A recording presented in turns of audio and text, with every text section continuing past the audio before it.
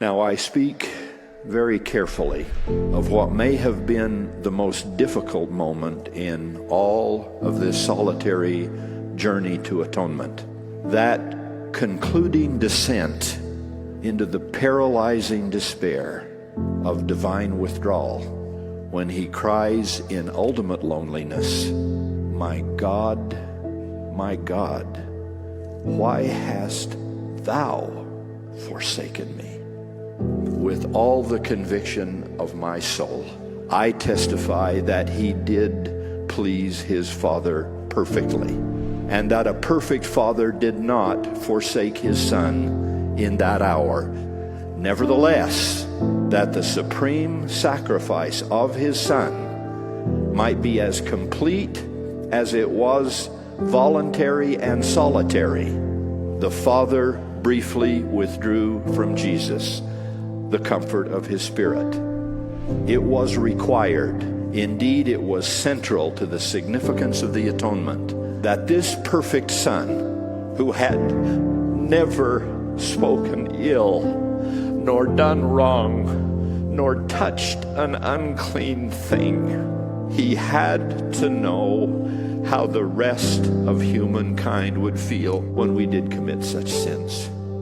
For his atonement to be infinite and eternal, he had to feel what it was like to die not only physically, but spiritually. When the uttermost farthing had then been paid, then finally and mercifully it was finished.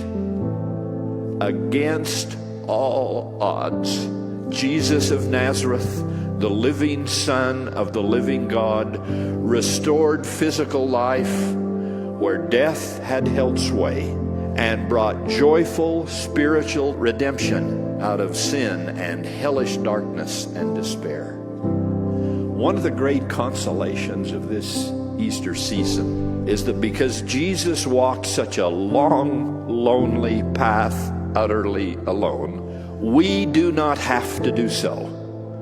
This Easter week and always, may we stand by Jesus Christ at all times and in all things and in all places that we may be in, even until death.